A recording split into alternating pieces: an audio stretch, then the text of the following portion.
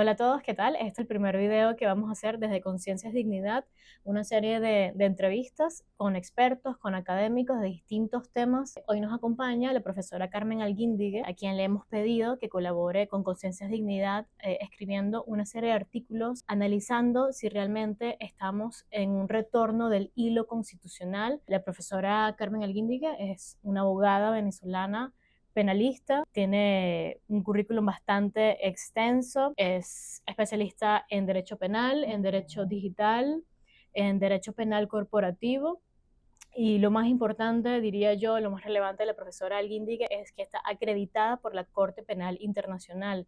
Así que es un placer tenerla hoy con nosotros. Muchísimas gracias por haber aceptado la invitación, por haberse trasladado y estar aquí con nosotros. Pues nada, ¿cómo se siente, profesora, estar aquí? No, es una satisfacción enorme, profunda, poder compartir este espacio con ustedes que son UCEBistas, que son exalumnos y que forman parte de una trayectoria académica en la que efectivamente existe esa convicción al encontrarnos de que nunca nos alejamos, de que nunca nos alejamos del país, de que nunca nos alejamos de la universidad y que todos, absolutamente todos los miembros ustedes con los cuales he interactuado han seguido estudiando, han seguido analizando y han seguido pensando en Venezuela, no importa desde dónde estemos.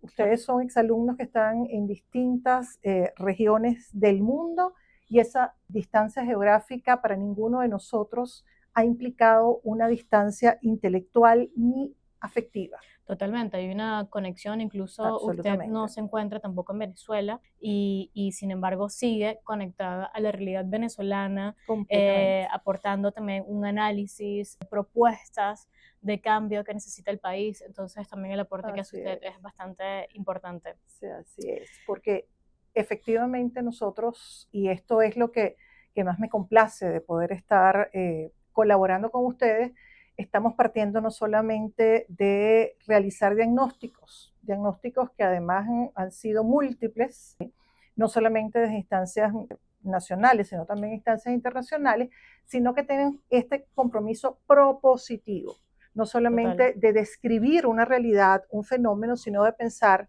cómo ayudamos en una reconstrucción del país. Y eso es absolutamente fundamental. Entonces, este ejercicio colectivo yo lo asumí con esta perspectiva. Ya no tiene algo que aportar. Todos tenemos que aportar independientemente del área en el que estemos ahorita desarrollando de nuevo nuestras vidas, en las que Totalmente. nos hemos tenido que reinventar. Yo me fui al área del derecho digital hace muy poco, pero desde esa perspectiva de pensamiento crítico, con un punto de partida que es lo que tanto se necesita, nosotros podemos ir revisando de acuerdo a las evidencias que se vayan presentando, los valores que tienen y cómo efectivamente esa palabra que dijiste al comienzo y que fue la que pensé cuando me pidieron la contribución, de retomar el hilo constitucional, eso se va haciendo realidad y qué tan cerca o tan lejos estamos entonces de ser de nuevo un Estado constitucional, porque el Estado constitucional es la medida en la cual existe una cercanía hacia las Mm. garantías, hacia los derechos humanos. Y cada vez que nos alejamos de él, estamos entonces vaciando de contenido ese Estado constitucional y lo importante no es entender que, a ver, la meta final es llegar a la perfección, pero hay que trabajar por hacerlo perfectible. Totalmente. Y desde Conciencias Dignidad, pues somos conscientes de que Venezuela tiene años en los que no hay unos datos oficiales. Pareciera que este año pudiera ser un cambio hacia brindar unos datos o no. Pareciera que, bueno, la profesora en uno de sus artículos analiza los nuevos datos que aportó este año el Banco Central de Venezuela, que tenía bastante tiempo sin brindar. Y, y la educación, como dice la profesora, ha estado también bastante golpeada en distintos aspectos investigadores que han tenido que irse por condiciones precarias o incluso por ser perseguidos por haber dicho algo que no, algunos consideraron que no debieron haber dicho. Entonces creemos que estos análisis son valiosos y oportunos para analizar el pasado, el presente y cómo pudiera ser el futuro. En base a esta introducción me gustaría empezar con la primera pregunta y es sobre cómo puede ser un investigador, un académico, un experto que quiera hacer un análisis sin dejarse llevar por sesgos ideológicos, sin que se vea manchado u opacado su trabajo o análisis. ¿Cómo hace usted en ese? Claudia, los sesgos, yo partiría por admitir que son comprensibles, que son justificables, que son naturales, dado todo lo que hemos atravesado como colectivo. No son una debilidad, son una consecuencia de muchos años de dolor, de frustración, de desconfianza acumulada. Y precisamente por eso nosotros, desde estos espacios donde se pretenden realizar estudios serios, con soporte, tenemos que hacer un ejercicio muy, pero muy grande, porque el escalón que tenemos que dar es un escalón muy alto, pero es un escalón necesario, porque es exactamente donde nosotros vamos a demostrar que estamos puliendo nuestro talento como demócratas, porque construir posiblemente todo lo que viene va a requerir una exigencia aún mayor que la que requirió resistir. Exactamente por eso, porque hay muchísimo dolor y es casi en algunos momentos imposible que cuando uno lee y revisa todo el material que exista, efectivamente eso no esté expresado y no logre una objetividad más o menos lógica con realmente la descripción. Lo que sí es verdad es que lo que va ocurriendo entonces en todos estos meses, todos estos días que los vivimos con intensidad, requieren de nuestra parte una revisión. Y esa revisión tiene que ser una revisión con rigor. Es vital, es fundamental que nos seamos reproductores de la misma lógica que generó la situación actual del país. Aplaudo de ustedes nuevamente este enfoque propositivo, porque la crítica puede ser, si no tiene una propuesta al lado y no tiene un fundamento, mero ruido. Y lo importante es que nosotros tengamos ese aporte que sea real y que de alguna manera en muchos casos puede ser incómodo, porque esos sesgos nos podrían estar llevando a escribir distinto o a emitir reflexiones sin que tengamos los datos de base. Entonces, obviamente que cuando yo les digo esto, y eso es un gran reto, cualquier estudio que se haga propositivo requiere de datos y requiere de espacios. Es indispensable, y ahora que me hablas del artículo que se escribió sobre los datos que se publicó del Banco Central, ese ejercicio es que se mantenga en todas estas nuevas fases que se van a atravesar, que es un ejercicio de transparencia y de rendición de cuentas, porque eso es lo que nos permite, eso es efectivamente el insumo para que y los espacios como estos que se están creando, ¿verdad?, puedan hacer una producción que sirva para el soporte luego de la reinstitucionalización, que sirva para poder canalizar proyectos que puedan venir de cooperación. Y nosotros tenemos, además, históricamente en Venezuela tenemos centros de investigación en la Universidad Central, por ejemplo, el Instituto de Ciencias, pero también en la Universidad del Zulia, en la Universidad de los Andes, con la profesora Lolita Nillar de Castro, en el Instituto de Ciencias Penales, investigación de sistemas penales. Esos fueron recursos que fueron generándose con muchísima metodología y con rigor estadístico, que dieron en un momento determinado un estatus de los fenómenos para que luego pudieran ser abordados. abordados en lo que tenía que ser perfectible, lo que podía, mejor dicho, ser perfectible, y que habían sustitutos para dar los pasos hacia allí, y no como ocurrió, lamentablemente, que en vez de dar pasos hacia hacer perfectible lo que estaba deficiente, pues nada, se hiciera un proceso de desconstrucción absoluto y lo que se hiciera fueron destruir todas las instituciones. Otro ejemplo que para mí también es muy valioso, porque además formé parte de él, fue el ejemplo que dio la Universidad Metropolitana cuando creó la carrera de Derecho. Crear la carrera de Derecho fue en paralelo a la reforma del Código Orgánico Procesal Penal, y allí también, de allí emanaron estudios muy importantes en relación a la implementación del código, dando desde los primeros tiempos, además de que estábamos involucionando y que en vez de pasar del sistema inquisitivo al acusatorio, estábamos retrocediendo de nuevo al inquisitivo hasta que hoy estamos en el que no hay ni siquiera las mínimas garantías que se tuvieron.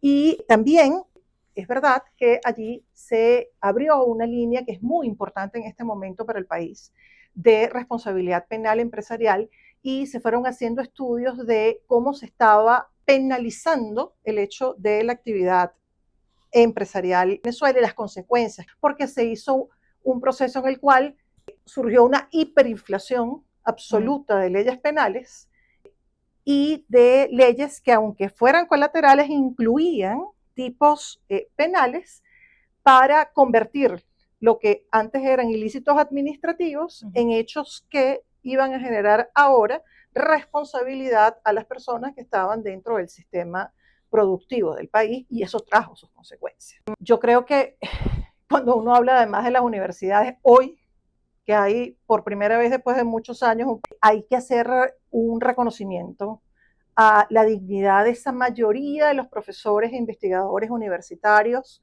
que tenemos en nuestras universidades. Muchos de ellos permanecieron en el país. Tú hablabas de una fuga y sí, posiblemente eso existió y es un fenómeno que no sé si está cuantificado, no tengo los datos a la mano, pero que es un fenómeno real. Pero hubo muchísimos que están y que se quedaron deterioro sistemático de las condiciones de trabajo. Y esas personas las han pasado infinitamente mal para poder cubrir las necesidades básicas, y hoy por primera vez están haciendo este ejercicio de democracia, de poder reclamar el tema del ajuste salarial. Y bueno, hay que hacer ese reconocimiento, y también de los que estamos afuera, que siempre seguimos y seguiremos apoyando y seguiremos activos dentro del ámbito universitario. Y no solamente universitario, sino también en todos los niveles, porque si algo requiere el país, y tú también lo mencionaste, es el fortalecimiento, así como estamos hablando de un fortalecimiento institucional, económico y de todo el tema legal de seguridad jurídica. Obviamente que el tema de formación es un pilar fundamental, básico, para que nosotros podamos ayudar a que esta Venezuela continúe, ¿verdad?, con unos criterios ahora ligados a esos valores constitucionales que acabamos de referir minutos antes. Hace una muy buena reflexión, profesora, y algo que ha comentado me ha llamado la atención, y es la emotividad o la emoción que tienen, digamos, muchísimos venezolanos y más en estos días. Y me gustaría saber, como académica nuevamente, y relación a la pregunta del sesgo, es cómo pueden hacer los venezolanos para no dejarse llevar por la emoción y realizar un pensamiento crítico. No, eso no se lo podemos pedir a la globalidad de la población. Todos estamos cargados de emocionalidad. Y por eso insisto en que estos espacios y los espacios universitarios, así como cualquier otro que se cree al respecto, son espacios que marcan la diferencia. Porque la formación que nosotros hemos podido adquirir nos da la posibilidad de analizar, de cuestionar, de evaluar la realidad con el propósito de llegar a unas conclusiones que tengan evidencia y que tengan un razonamiento lógico. Eso cuando nosotros hablamos de pensamiento crítico, sabemos que hay distintas fases. Y el primero, pero es el análisis de la evaluación, la evidencia que tenemos. Luego, por supuesto, la inferencia, que es donde se van a extraer todas las conclusiones de cada avance que se pretende estar realizando. Y por último, el tema de la reflexión, que el tema de la reflexión va exactamente hacia esa necesidad inminente de cuestionar nuestros propios sesgos. Si nosotros no nos cuestionamos en todo ese estudio que pudiésemos estar realizando, en todo ese aporte que nosotros podemos estar realizando, efectivamente estamos trabajando desde puntos de vista que están avalados por datos y avalados por realidades, que son los estudios empíricos, ¿verdad? Eso sería incompleto, y al estar incompleto, poco podrían ayudar a que la reconstrucción sea una reconstrucción real, efectiva. Además que nos cargamos de decepción en muchos de los casos, si no es así, y eso es lo que menos debemos hacer, porque, bueno, siempre lo digo, o sea, nosotros no podemos pensar siempre en una Venezuela que no tiene color, ni tampoco podemos pensar en una Venezuela que coloreen otros. Esa Venezuela la tenemos que colorear nosotros, pero, insisto, en un espacio donde la reflexión y, los hechos puedan ser valorados, y ser valorados dependiendo de esa cercanía o no que puedan tener con esos valores que están contemplados en ese acuerdo que se generó, la Constitución, que además, como sabemos, bueno, es una Constitución de avanzada. La Constitución de 1961 también lo era. Y la idea, obviamente, es que entendamos todos que ese es nuestro límite de acción. Claro. Y para que la audiencia lo tenga claro, ¿cómo podemos definir entonces el pensamiento crítico? Lo más pertinente de la pregunta es decir que el pensamiento crítico es la capacidad que podemos tener de analizar, de cuestionar y de evaluar la realidad con el propósito de llegar a conclusiones, pero fundamentadas en evidencias lógicas, no en emociones o por miedo o por temor o por rabia o por frustración. ¿Okay? Entonces, las raíces son absolutamente antiguas y universales, arrancan con Sócrates en la Grecia clásica, quien enseñó que la verdadera sabiduría comienza por reconocer lo que no se sabe, pasa por Descartes, quien propuso esto de dudarlo todo, pero metódicamente. Kant, en plena Ilustración, cuando nos llama a atrevernos a pensar por nosotros mismos. Y esa tradición tiene unas raíces propias en América Latina y también en Venezuela. Históricamente, yo creo que los principales representantes son Simón Rodríguez, maestro, como todos sabemos, de Bolívar y pensador muy radical, que nos dejó esta advertencia que hoy es viva, que está viva en todos nosotros, y es que nosotros inventamos o erramos, pero tenemos que atrevernos, y atrevernos no copiando modelos, aún cuando estamos en esta era globalizada, sino que tenemos que atrevernos para, desde nuestra propia realidad, desde esa realidad que estamos viviendo hoy en nuestro país, poder crear lo que se necesite para reconstruir las instituciones, pero forjando nuestro propio camino. Eso es absolutamente fundamental. Y, por supuesto, también pudiésemos mencionar a Andrés Bello, que, como todos saben, no fue llamado en vano el libertador intelectual de América, que desde la razón y el método, obviamente, desarrolló una filosofía que integró entendimiento, que entrelazó lenguaje y que entrelazó pensamiento, y que llevó a la convicción de que el conocimiento riguroso es la base de toda sociedad. Y con esa idea de atreverse, yo me pregunto si con el pensamiento crítico podemos cambiar el país. No, El tema no es pensar que el pensamiento crítico va a cambiar el país, sino que a través del pensamiento crítico nosotros vamos a llegar a unos estudios y a unas conclusiones que nos van a dar las herramientas para hacer los cambios necesarios y hacer los cambios necesarios desde nuestra realidad, desde lo que realmente pueda ser útil y lo que realmente pueda ser viable para nosotros. Es imposible pensar que independientemente de que vayamos a poder tener auxilios con proyectos internacionales o con quienes nos puedan o quieran dar las manos para la reconstrucción del país, es absolutamente, fuera de cualquier pensamiento a favor realmente de la reconstrucción, dejar en manos de otra persona eso que nosotros tenemos que hacer.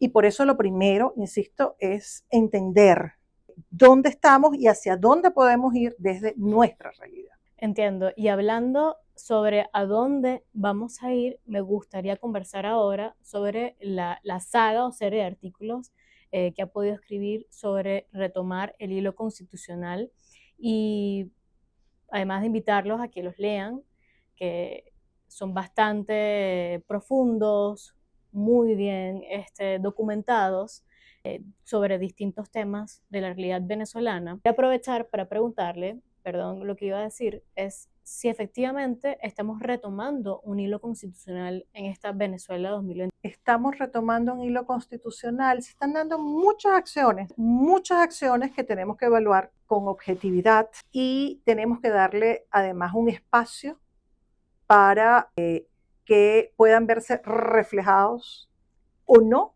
en ese usamiento hacia el hilo constitucional. Yo creo que esos artículos o esa línea de investigación yo se las entregué para que ustedes continúen abonándolas en en todas las distintas acciones que van surgiendo. Pero si a mí me dicen hoy, si hay algunas, algunas acciones o algún progreso en cuanto a el respeto a la Constitución, yo te pudiera decir como ejemplo muy pequeño que lo tengo hoy, por ejemplo, el hecho de que es un gran adelanto que nosotros hoy podamos salir a la calle. Lo dice porque hoy, 22 de abril, la UCB ha llamado a los profesores de APUCB, la Asociación de Profesores de la UCB, ha llamado a un paro por las malas condiciones. Tienen 1.400 y tantos días, que creo que son unos 4 años en total, que no hay un aumento pues ni del salario ni de pensiones, y que hace un tiempo, como bien lo dice usted, eso antes era impensable poder hablar de decir ir a una manifestación porque ahí podían haber represalias. Sí, y eso es un espacio que hemos ganado. Ese espacio democrático existe. ¿Qué es lo que queremos? Que nadie tenga miedo de salir. Tampoco que quien salga a hacer destrozos, a hacer desmanes o irrespetar. Pero sí, para nosotros es fundamental, para todos los un espacio en el que podamos manifestar, donde podamos exigir los derechos que nos han sido vulnerados durante muchísimo tiempo. El tema de los servicios, por ejemplo, de los servicios públicos, el tema de la salud, que las personas puedan drenar y puedan sentir que salir a la calle es una posibilidad para manifestar pasivamente, eso es un adelanto en el cual estamos. También lo es, por ejemplo, que ahora existe la posibilidad, obviamente no es la generalidad, pero sí han existido posibilidades donde vemos que las personas que están dentro del sistema penal han sido seleccionadas, puedan nombrar un defensor de su confianza. Eso hasta hace muy poco era imposible. Entonces, las personas que han salido en libertad también, y tenemos obviamente un balance en el artículo que les entregué, pero independientemente de todo lo que allí decimos, que no es imposible reproducirlo en esto por razones de tiempo, es verdad que los presos políticos Han ido saliendo, no como quisiéramos, faltan muchos, pero han salido. Y eso es una demostración, obviamente, de que estamos retomando que el no existe y el sistema penal no existe, sino como último recurso de control social, que no existe para perseguir, que no existe como un instrumento de poder, y acercando a eso es un logro. Ahora, que tenemos que estar atentos permanentemente, y por eso es muy importante hacerle seguimiento y hacer estudios y llegar a conclusiones para, insisto, poder tener ese mapeo, ¿ok? De lo que va a estar sucediendo, lo que ha sucedido y cómo eso tiene una incidencia en el Estado. Y sí, profesora, tenemos unos indicios de unos retornos del hilo constitucional, que como dice usted, a salir como si fuese una punta de un iceberg. ¿Podemos hablar de que estamos empezando ya una etapa de transición o no hemos llegado todavía a esa fase? Bueno, esa es una gran pregunta. Y seguro que muchísimos colegas tienen distintas visiones al respecto. Pero en lo que a mí respecta, yo diría que nosotros estamos ante un cambio que no necesariamente o claramente no, en este momento, no da paso a una transformación. Hubo un cambio, sí, pero ese cambio no cierra. Acá lo que se está haciendo, y lo estamos viendo en el acontecer diario, es el cambio. Pero no es que exista una transformación en este momento de esas cantidades de indicadores que alejan la actuación, no solamente hablemos de quienes detentan el poder, sino de toda una cantidad de elementos que están dentro del subterráneo, que, bueno, están y seguirán estando, y que es muy difícil desmontarlos, y por lo tanto es imposible pensar que estemos ya en una transición. Para mí, insisto, hubo un cambio que implica que estamos administrando este ciclo, pero que la transformación está por venir. Y si esa transformación está por venir, supongo que tenemos pues un deber o un reto los venezolanos. Absolutamente. ¿Cuál sería usted que sería nuestro principal reto? Quizás mantener esta línea que vaya hacia una transición, o cómo lo analizarían. Nuestro principal reto es creer y asumir ese concepto que está muy de moda de gobernanza, en el cual no solamente es el Estado va a tener que hacer modificaciones y el que va a tener que acciones concretas, sino que hay un conglomerado en el que nosotros nos encontramos desde la academia, pero también se encuentra la empresa y se encuentra la sociedad civil, etcétera, que tiene una labor. Y esa labor, obviamente, se va a poder cumplir en la medida, eso sí, que tengamos las condiciones de estos espacios democráticos de los que hemos venido conversando. Bueno, yo creo que no tengo más preguntas. Hemos tenido una conversación bastante profunda, hemos tocado distintos temas. Le agradezco nuevamente por haber estado aquí, acompañarnos, haber venido. Es un placer tenerla aquí. Igual para mí, pues, cariño. Muchas gracias a quienes han escuchado a la profesora Carmen Alguíndigue esta conversación. Los invitamos a que nos sigan en nuestras redes sociales. Estamos en Twitter, en Instagram, estamos en LinkedIn, para saber o enterarse de los distintos artículos académicos de opinión que estamos constantemente pues publicando, y que vamos a empezar a hacer una serie de actividades. En unas semanas vamos a tener nuestra primera actividad vía Zoom. Ya pronto les daremos más detalles sobre eso, así que bueno, los invito a que estén pendientes de lo que estamos haciendo desde Conciencia es Dignidad.